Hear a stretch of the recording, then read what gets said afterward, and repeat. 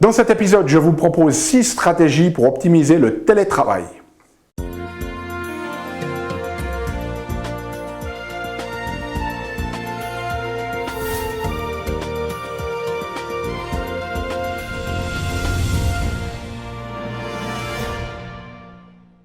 Parce que la vie est bien trop magique pour être petite et que nous avons tous besoin d'une prescription pour grandir en conscience et faire que nos rêves dévorent notre vie. Bonjour, je suis le docteur Yannick Pauly. Bienvenue à un nouvel épisode d'une grande vie où chaque semaine je vous propose de découvrir des stratégies pratiques, qu'elles soient d'ordre physique, émotionnel, psychologique ou spirituel, parce que ce sont ces stratégies qui nous permettent de grandir en conscience et de vivre une vie pleinement vécue. Alors cette semaine, ce que j'avais envie de faire avec vous, c'est vous donner des conseils pratiques pour optimiser le télétravail, parce que c'est quelque chose de très d'actualité avec cette pandémie. Il y a un nombre très important de gens qui sont passés en télétravail en fonction des études que l'on voit, en fonction des domaines. Quasiment le nombre de gens en télétravail a doublé, triplé, voire quadruplé selon les secteurs. Et selon certains sondages qui ont été faits, quasiment 60% des gens aimeraient pouvoir continuer en télétravail parce que ça a d'énormes avantages. Et donc, ce que je vais vous donner aujourd'hui, c'est quelques conseils pour vraiment optimaliser ce télétravail à la maison.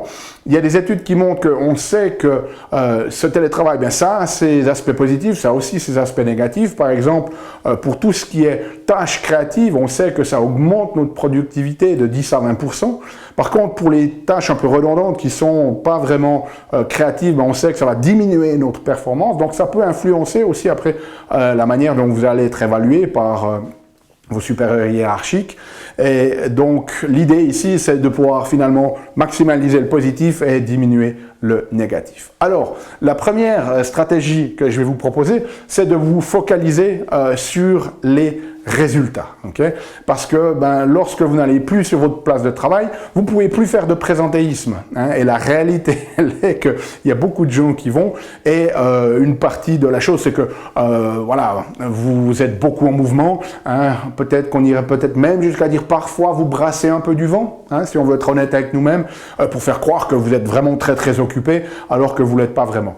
Et bien, quand vous êtes à la maison, à moins qu'il y ait des logiciels qui mesurent, qui ont été mis sur votre ordinateur par votre boss, personne n'est là pour voir tout ce mouvement d'air qui ne sert à rien. Donc au final, ce n'est pas le nombre d'heures que vous aurez passé, c'est le résultat que vous avez livré. Et donc, en ce sens-là, vous allez devoir changer votre mentalité, qui est une mentalité potentiellement plus d'employé, vers une mentalité presque d'indépendant, d'entrepreneur, où le temps investi ne compte pas, c'est le résultat qui est produit. Et finalement, vous pourrez produire exactement le même résultat en 2 fois moins de temps. Okay? Donc l'idée ici, c'est vraiment de prendre des moments pour vous où vous êtes totalement en présence, totalement focalisé dans l'intensité de ce que vous devez produire et de vous focaliser sur les tâches les plus importantes. Okay? Ça, c'est vraiment très important. Alors, c'est important aussi, pas juste au niveau professionnel, mais au niveau des loisirs. C'est-à-dire que, fondamentalement, si dans la journée, vous avez du temps à passer avec votre enfant, je suis persuadé qu'il sera beaucoup plus bénéfique et beaucoup plus content si vous passez une demi-heure avec lui à être totalement présent dans ce que vous faites avec intensité, plutôt que d'être 1 heure ensemble où chacun est sur son téléphone portable. Okay? La qualité elle est complètement différente. Donc, ce n'est pas une question de temps, c'est une question de présence, d'intensité, de focalisation sur ce que vous faites. Et là, une chose que je pourrais potentiellement vous recommander, qui a aidé de nombreux patients, c'est vraiment de focaliser sur le plus important le matin, et ce que vous pouvez faire, c'est créer un partenariat peut-être avec un autre de vos collègues et de vous donner un coup de fil. C'est-à-dire le matin, mettons que vous commencez à 8 heures, vous vous appelez et vous faites une forme de collaboration, de coaching l'un de l'autre, et où vous allez vous tenir un peu responsable, si vous voulez, l'un de l'autre, et à 8 heures, vous prenez 5 minutes juste pour vous dire, ok, sur quoi tu travailles les 3 prochaines heures ou les 2 prochaines heures. Et vous focalisez vraiment les 2 ou 3 prochaines heures sur ce qui va vraiment faire avancer les choses, sur les projets qui sont vraiment important. Donc la notion ici, c'est pas de dire ouais, ok, les 2 prochaines heures là, je vais vraiment me focaliser sur le fait de perdre du temps à répondre à des mails en sachant que je vais peut-être aller me balader un peu sur Facebook. Non, c'est ok. Maintenant, on décide dans les 2 prochaines heures, voilà sur quoi je travaille. Toi, tu travailles sur quoi? Moi, je travaille sur ça. Ok, on se rappelle dans 2 heures pour voir comment ça a été. Et à 10 heures, vous vous rappelez pour faire le point. Okay? Puissante stratégie pour vraiment vous aider à focaliser sur ce qui est le plus important. Ensuite, deuxième notion ici, bien se connaître. Okay?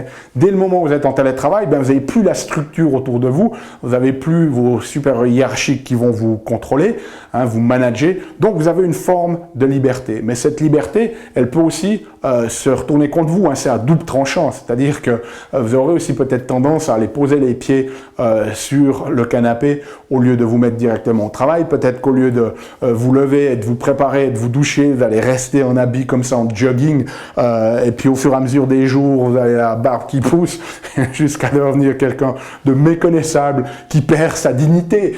Okay, non, je pense pas qu'on va en arriver là, mais vous voyez ce que je veux dire. Donc, c'est la notion de il va falloir vous créer votre propre structure et ce n'est pas nécessairement toujours évident. Ni pour se mettre au travail, ni pour arrêter de travailler aussi. C'est-à-dire que voilà, en fin de journée, si tous vos collaborateurs finissent à 18h, ça vous donne aussi la notion de finir avec eux, tandis qu'à la maison, ben, c'est facile de rester encore du temps dans ce truc professionnel, alors qu'il était temps de couper et d'être dans le familial. Okay? Donc la première des notions, c'est quand est-ce que vous performez aussi le mieux? Pour la plupart des gens, les études montrent que c'est entre 2h30 à 4h après le réveil, mais peut-être que vous fonctionnez mieux le soir, peut-être que vous fonctionnez mieux très tôt le matin.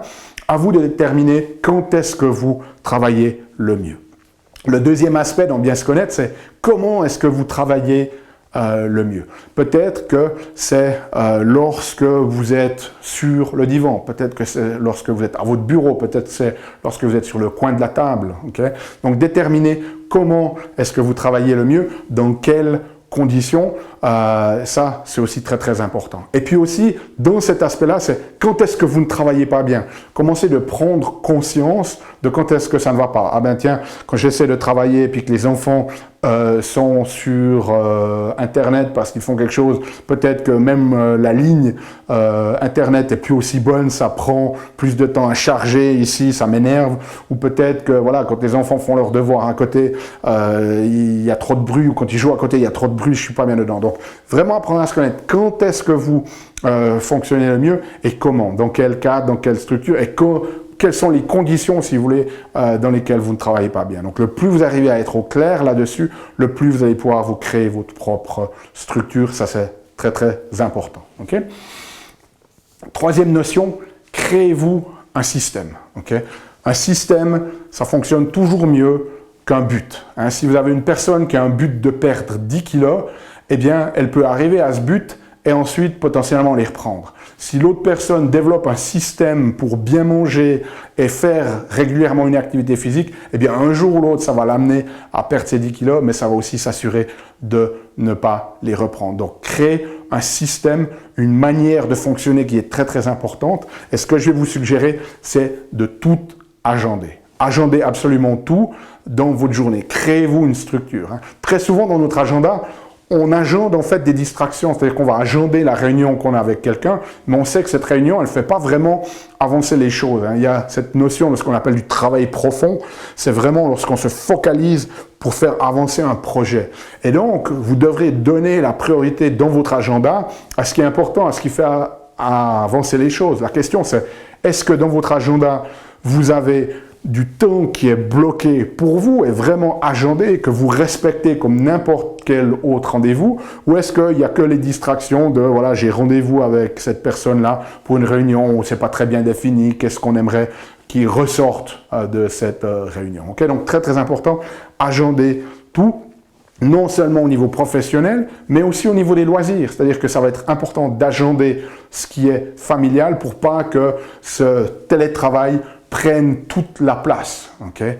Et donc, dans ces systèmes, dans cette structure que vous construisez, construisez des routines et des systèmes d'engagement, c'est-à-dire de faire que voilà, le matin, quand vous commencez, dès le moment où vous levez, vous pouvez facilement entrer dans votre travail et pas procrastiner pendant des heures, mais aussi des systèmes de désengagement pour que lorsqu'il est temps d'arrêter la partie professionnelle et de transitionner à la partie familiale, la partie de loisirs, eh bien, vous puissiez le faire et ne vous restez pas collé derrière votre écran des heures et des heures. Donc, très, très important. Ensuite, quatrième stratégie, gérer votre environnement. Donc, moi, ce que je vous recommande, c'est vraiment de dédier une zone pour votre télétravail. Et cette zone, ça doit être celle où vous êtes le plus productif. Hein. Ça, c'est très, très important, comme je le disais dans cette section-là, bien se connaître, comment vous fonctionnez le mieux. Est-ce que c'est peut-être dans ce coin de la maison, un autre endroit, mais dédiez une zone. N'allez pas travailler dans votre lit, vraiment dédiez une zone au travail. Est-ce que je peux même vous recommander, si vous avez l'occasion financièrement, par exemple, si vous avez 2 ordinateurs, dédiez un ordinateur au travail et l'autre à vos loisirs si vous allez sur Internet. Ne mélangez pas les choses, ça c'est très très important. Si vous n'avez qu'un ordinateur, vous pouvez faire des choses toutes simples, par exemple. Si vous devez aller sur Internet pour le travail, vous utilisez un navigateur, hein, par exemple Internet Explorer, et vous utilisez un autre pour vos loisirs, Google Chrome. Donc vous installez 2 et vous vraiment utilisez un pour chaque catégorie. Comme ça, on n'a pas ce mélange qui se fait, qui peut devenir à la longue problématique, qui peut se faire insidieusement. Donc vraiment, gérez votre environnement. Sélectionnez une zone de loisirs, sélectionnez une zone de travail. Ne mélangez pas les deux. Ok, très important. Ensuite, communication et feedback. Ce qu'il faut faire, c'est vraiment organiser aussi. Normalement, votre supérieur devrait l'avoir organisé avec vous, mais si ce n'est pas fait, demandez à ce qu'il ait check-in régulier. Hein. Très souvent, lorsqu'on est sur la place de travail, peut-être qu'on vous donne une instruction orale comme ça très rapidement, et en télétravail, cette instruction orale ne va pas nécessairement être mise dans un email qu'on vous enverra. Donc, c'est très très important d'avoir des check-in réguliers avec votre supérieur, et n'hésitez pas à prendre soin de lui montrer ce que vous faites. Ayez une liste des choses qui sont accomplies. On va y revenir aussi dans le 6e point ici, c'est très important, mais de montrer que vous êtes en train d'avancer. N'hésitez pas aussi à demander régulièrement du feedback de comment les gens perçoivent, comment vous êtes en train de vous en sortir et de ce que vous pourriez améliorer ou pas. Et puis une des choses qui est très très importante et qui se perd beaucoup dans le télétravail, c'est un peu cette spontanéité de ce qui peut se passer autour de la machine à café pendant les pauses, où tout d'un coup vous êtes un collègue, vous avez une discussion qui peut-être n'a absolument rien à voir avec le projet que vous êtes en train de faire, mais tout d'un coup, boum, ça vous donne une idée ou un déclic ou une réponse à quelque chose sur lequel vous bloquez. Donc en télétravail, on va perdre cette notion spontanée. Donc n'hésitez pas finalement à créer avec d'autres collègues aussi un moment finalement de machine à café virtuelle où au lieu d'être toujours tout seul et d'avoir juste un feedback avec votre chef, d'avoir des moments dans la semaine où vous prenez, même si c'est juste 10 minutes, vous décidez de tous faire votre pause en même temps et vous vous connectez un moment avec ces collègues-là pour recréer un petit peu cette dynamique spontanée de conversation qui n'ont rien à voir avec le travail, mais qui très souvent peuvent ouvrir des portes. Okay? Ça, c'est très, très important. Et puis, finalement, dernier aspect, c'est la motivation. C'est beaucoup plus difficile des fois à se motiver quand on est tout seul plutôt que quand on a cette structure autour. Et donc, la motivation, c'est essentiellement la gestion de son humeur. Donc, mettez tout en place pour pouvoir maintenir un bon niveau de bien-être psychologique, mangez bien, faites du sport, sortez quand même vous aérer, etc., etc. Très, très important. Et puis, une des choses qui est très importante pour la motivation, c'est de voir qu'on progresse sur quelque chose qui a du sens. Et donc là, une des choses que je vais vous recommander, qui est très importante aussi et que vous pouvez utiliser ensuite pour cette stratégie 5 ici quand vous faites un feedback ou une communication avec vos supérieurs, c'est la notion de liste des choses à faire. Et ce qu'on a tendance à faire, c'est que vous avez une liste des choses à faire et cette liste, on a tendance à la tracer. Peut-être même que vous utilisez un logiciel où vous cliquez dessus une fois que vous avez réalisé une tâche et ça disparaît de votre liste, ça reste en mémoire quelque part, vous pouvez toujours aller la rechercher, mais ça disparaît de votre liste. Et donc, en fait, tout ce que vous faites, c'est la notion d'éliminer des choses quelque part. Et vous n'avez pas le correspondant psychologique n'est nécessairement de voir toutes les choses que vous créez. Donc, ce que je vais vous suggérer ici, qui va vous être très utile aussi dans la stratégie numéro 5, c'est pas de créer une liste des choses à faire, mais une liste des choses faites. Okay? Et donc, lorsque vous avez votre liste, par exemple, peu importe que vous soyez sur l'ordinateur ou que vous le traciez à la main, au lieu de juste faire disparaître un élément, gardez la liste des accomplissements, gardez la liste de ce que vous avez fait à côté de vous. Donc, par exemple, si vous faites, voilà, je dois lire ce rapport, au lieu de juste tracer, vous mettez sur une autre liste des choses faites, lu le rapport un tel.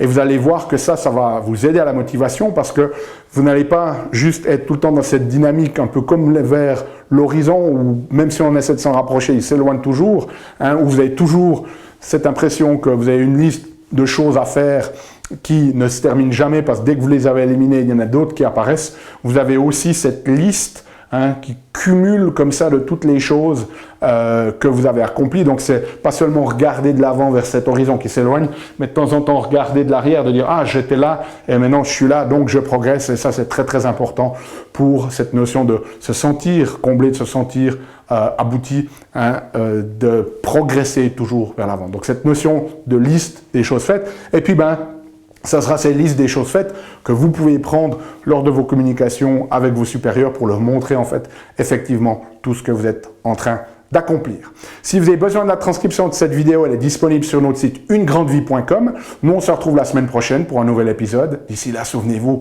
émerveillez-vous, aimez la vie et contribuez chaque jour un petit peu plus.